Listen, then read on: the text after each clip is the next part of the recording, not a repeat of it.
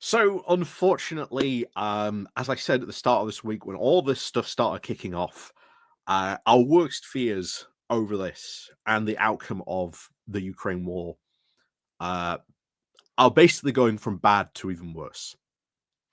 Because if you look at a lot of people in who talk about defense, who talk about foreign policy, there is now a lot, and I mean a lot of people out there who are generally saying that it looks like, well, it is, that Trump is probably about to throw Ukraine completely under the bus and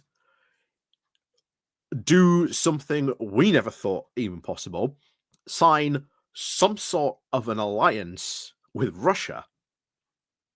What that alliance might entail, be it, economic, military, we don't know.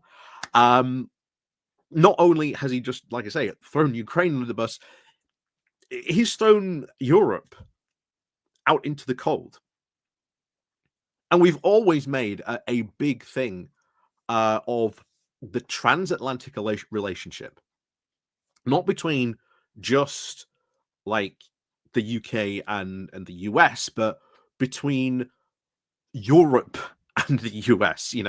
That has always been a very, very important relationship that countries not have taken for granted, but has been almost the foundational understanding for many other countries' foreign policy relations as well in Europe. And Trump has come along and in less than 3 weeks completely flipped the table. Completely flipped the table. In fact, what we are probably about to witness over, I can still fear over the next couple of weeks, is not only, I think, the biggest betrayal in history of the Ukrainian people, but also probably Trump massively about to betray Europe as well. On a scale we might have never even considered, depending whatever this happens with this alliance that Trump keeps on talking about now. And especially that the Russians have been eager to play up as well. So before we get more into this, please do remember to click the like, share, and subscribe button. Down below, there's the Patreon page. There's a Buy Me Coffee link where you can buy me coffee, the YouTube thank you button, and of course, as always, thank you very much to everyone who does help us support the channel. Like I say, click the like, click the share button.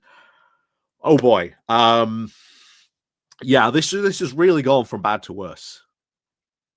I don't even want to think how bad this could get, because it really could.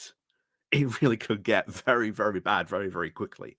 And it just depends what happens. I mean, you've had now, literally at the start of today, you've had Trump come out and basically parrot Russian propaganda that Zelensky is a dictator because he won't have elections. To which we've got to say to that, how can Ukraine hold elections when it is literally being invaded? There are people who literally cannot vote because they are under Russian occupation. You don't know where people are at the moment because the war has shifted a lot of people around. It would be impossible, like logistically, to be able to do that. You then obviously have the problems of the actual practicality of holding a vote. Are you seriously saying that Ukrainians should literally line up outside a polling station while Russia is sending bombs and drones at civilian targets in Ukraine? Like, are you seriously suggesting that they do that? And then, of course, there then comes the more practical things. Because what if, let's say, that happens and that's it, it's a polling station, and let's say all the ballots get destroyed? Then what? Do you have to hold another vote and risk that very same thing happening again? People risking their lives to vote?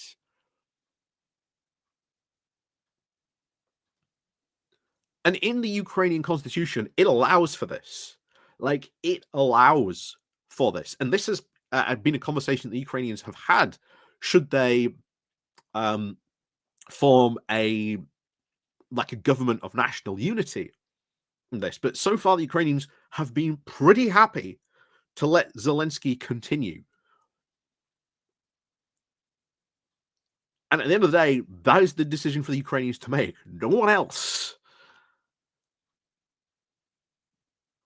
So the practicalities of just the realities of having one are impossible. Even we, like this technically applies to Winston Churchill. And I do hope, because we know Starmer's going to see him at some point, I think this week or early next week.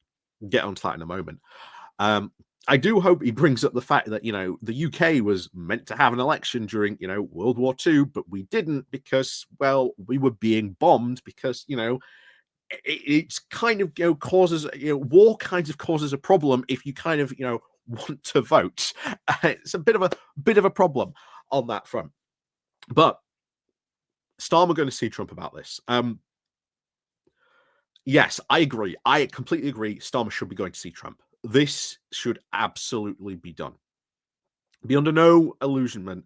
This is good. This is good statesmanship. And Starmer needs to go into that meeting and he needs to reiterate to Trump what is going on, what the hell is he doing, and the fact that he is throwing America's traditional allies completely under the bus. He should be reminding him all about the fact that, who were the allies that came to America's aid during the time America triggered Article 5. The blood that we have spent, fighting in America's wars because they asked us to. And as allies, we responded to that. That is something that he should be affirming. And then after that meeting, Starmer has to make a very clear decision, depending on what that outcome is.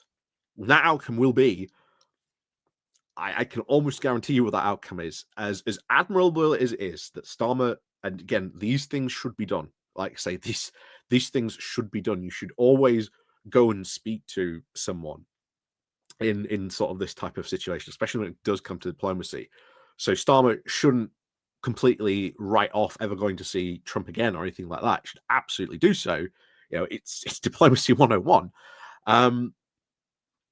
But after this meeting, there has to be, I think, a fundamental rethink of the UK's foreign policy stance when it comes to America. It's very clear they don't care about Europe anymore. They don't care about us.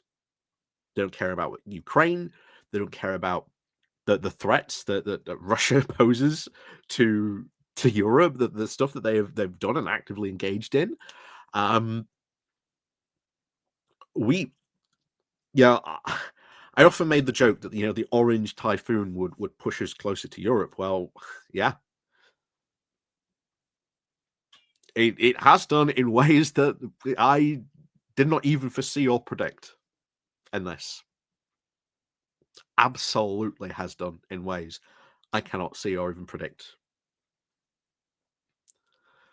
But yeah, the transatlantic alliance, the alliance that has stood for years, has now been shattered by Trump and will probably be continued to be stamped all over by Trump over the next coming days, if not weeks. And him repeating Russian talking points, Russian propaganda, that's worrying. I should be very, very worried by that. Very worried indeed about that. So,